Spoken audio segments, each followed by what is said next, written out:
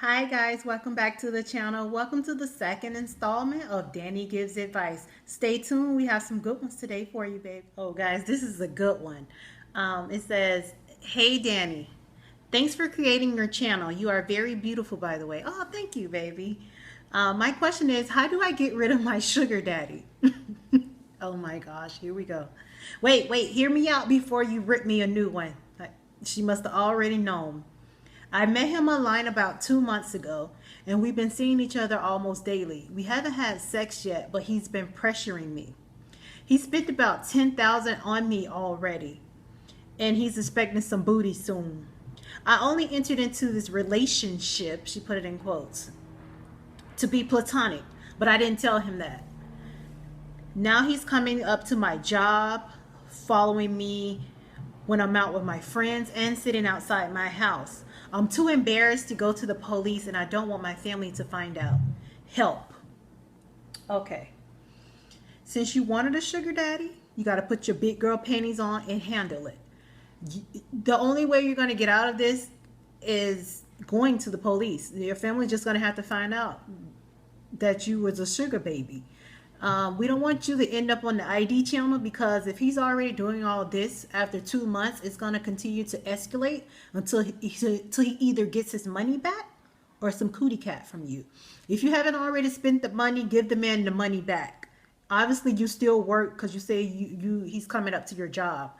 So give the man the money back if you haven't spent it. And just tell him to just leave you alone. But even if you do give the money back, he probably just continue to harass you and bother you just for thrills. Because most people, well, some men are like that. Even though they don't really want you like that, they like the idea of you actually being scared. So my thing is, just try to talk to him, tell him your concerns or whatever, tell him that you wanted to be platonic. But you should have never misled him. In the beginning, you should have just said you wanted to be platonic. Because if you wanted to be platonic, that if you would have told him, that would have given him the option to keep dealing with you or not. Because by you not stating that, you're stating that you actually was willing to sleep with him. And that's probably what he was expecting by him spending money on you, especially $10,000 that early. Because most sugar daddies, according to some of these stories on YouTube, they're not spending that much because they can get it for cheaper. The sugar baby rate has dropped tremendously. Well, the rate of the girls have gone up, but the allowances have dropped down because it's like in economics, it's supply and demand. If you have a surplus of sugar babies, most are willing to take below of what they may be worth in order to just to have a sugar daddy. And in the end, you could have just worked a regular job and earned that money on your own. Instead of dealing with all the stress and the headache and sleeping with old creepy men. You never said how old he was, so I'm just assuming that he's old and creepy. So basically, that's what I'm saying. Just talk to him, and if he's not getting it, then I think your next step should be the police, or you could like tell your mom or something. Don't tell your dad, because most dads, they if you're a female, they are really protective of you like that, and they probably do some kind of like criminal activity. Probably want to go beat the man up or do something crazy, because most men aren't like that. They very protective of their daughters. Hey guys, this next video is from a college student, and I'm gonna read it to you. It says, "Hey Danny, I'm a poor college student and is really strapped for cash each semester until my financial aid comes. What can I do to save money in the long run?" Okay, I had a lot of scholarships when I was in undergrad, and because I was ranked really high in high school, and I also had two jobs. One of my jobs was a desk assistant, and my other job was a customer service job.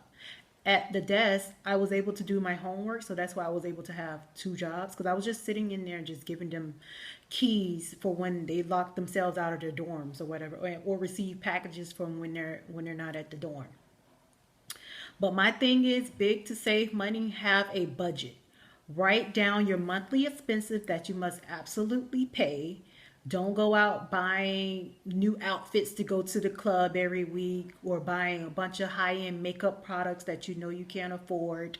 Shop at the Dollar Tree. I have a bunch of Dollar Tree videos on here. Shop at the Dollar Tree. Most of the stuff in the Dollar Tree, you can find it in the regular stores, but they're cheaper in the Dollar Tree because they are $1.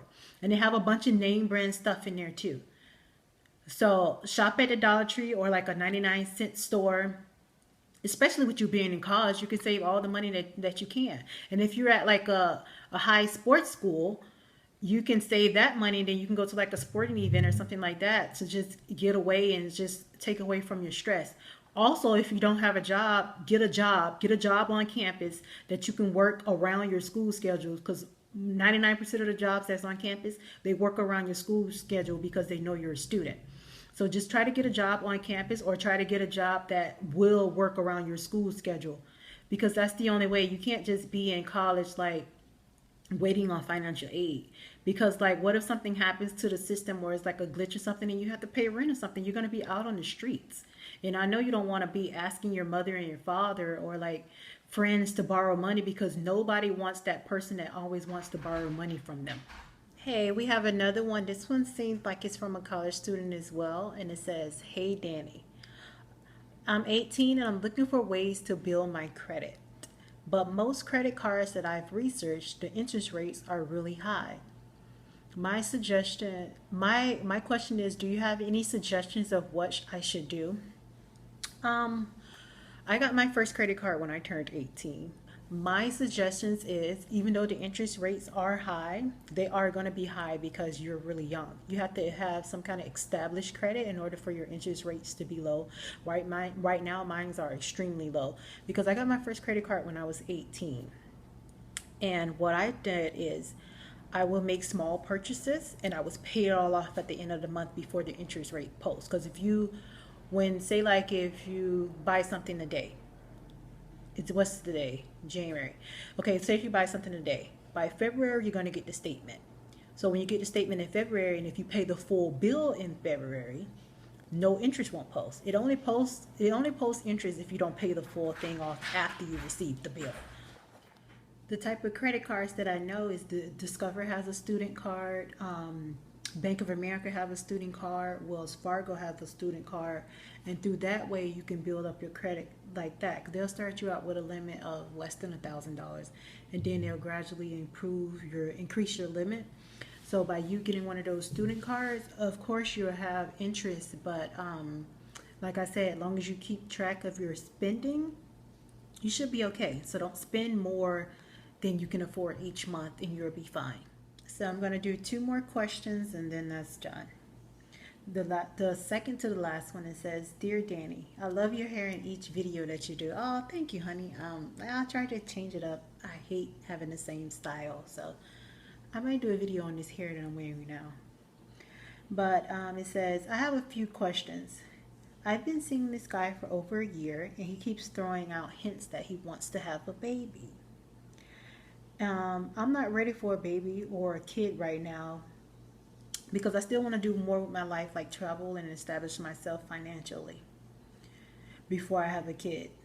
I really do love him, but should I break up with him?